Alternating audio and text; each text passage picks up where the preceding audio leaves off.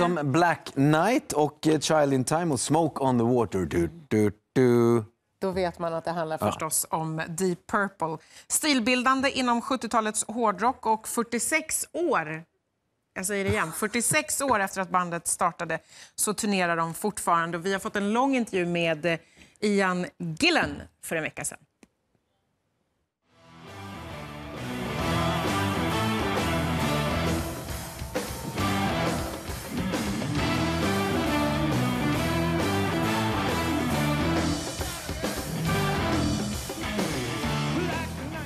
Mr. Ian Gillan, welcome to Linköping. How are you?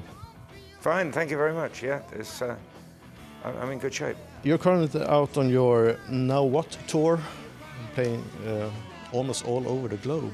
How it's coming out so far? Well, fantastic. We are primarily a touring band, and so the idea of getting some fresh material into the show is always good. Yeah, it's pretty intense. We played in 48 countries last year, I think, and probably the same this year, something like that. How do you manage that in your age? You've been around for a while. How do you keep fit or well, you know, on a physical side, if you do something repetitively, it's good for you. And we do 5 concerts a week, 5 different cities every week, and on average, and so your body gets used to it physically. Mentally, I think it's not too difficult because it's exciting and there's a challenge every night. It's not a repetitive process. The guys introduce a lot of improvisation into the show and it gets dangerous up there, so you've got to kind of keep your wits about you and be prepared for anything. Right. How much do you improvise? You as a singer? Not so much as the instrumentalists. I mean, I try.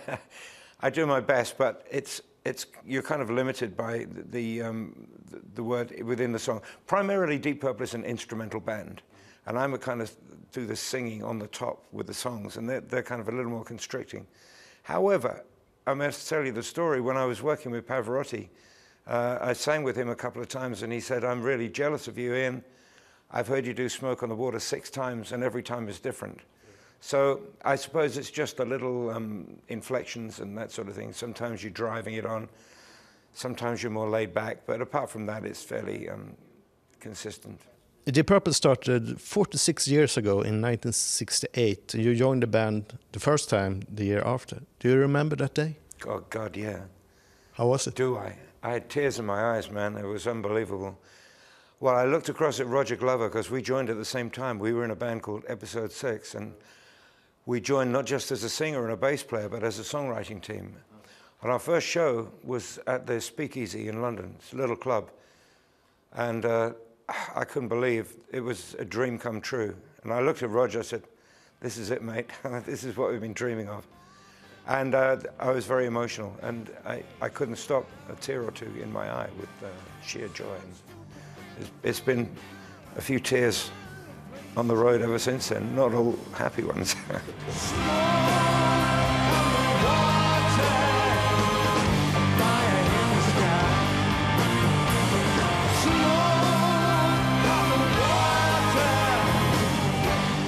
What is the magic of this band? Well, you know, every young band, when you start, you're trying to copy your heroes. And of course, things change.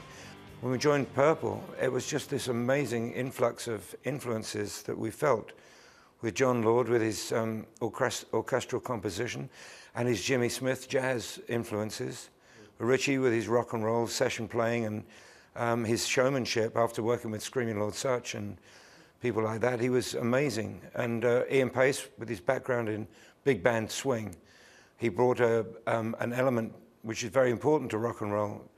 Not only a straight beat, but a swing as well. And so to have these amazing musicians, as well as what seemed like a human chemistry that created our own identity. After going through those formative years, it was quite startling to find that we had our own sound. I want you, I need you, I got to be near you. Spent my money and you took my turn. I want you, I need you, I got to be near you. Ooh, got a strange kind of woman. How do you see it see the future of Deep Purple? What's next? Well, my crystal ball is a bit cloudy today. I'm not entirely sure that I can see far ahead. We've never really made plans, although I think it's quite likely that now we've found our feet again in the studio, that we'll be possibly going into the studio again at some time in the near future, I hope, at least to start writing again. And because I think we've got a taste for it at the moment. And there was a great kick up the backside that we got from our producer. So I look forward to that. And our diary is full for tours and performances, so there'll be more of the same. It never gets boring on the road. And so long as there's something, some fresh input, then we're in great shape. Tomorrow you're playing in Linköping. What should the audience expect to see? Well, I think a Deep Purple show it's like the English weather. I always describe it as it's changeable, but it's the same all the time. There are 4 elements to the show. There's historical songs that everyone knows. There are obscure songs that only the band and the fans will know. They've never been played on the radio. Or then there are new material. So we'll be playing 4 or 5 songs from Now What. And the 4th element is the improvisation, which takes it. We never know what to expect. It gets dangerous. So that's half the fun. The 5th element, of course, is the audience and the energy that they bring. And so they bear a responsibility for the success of the show as well, because we like to feel this energy, and it goes in a cycle.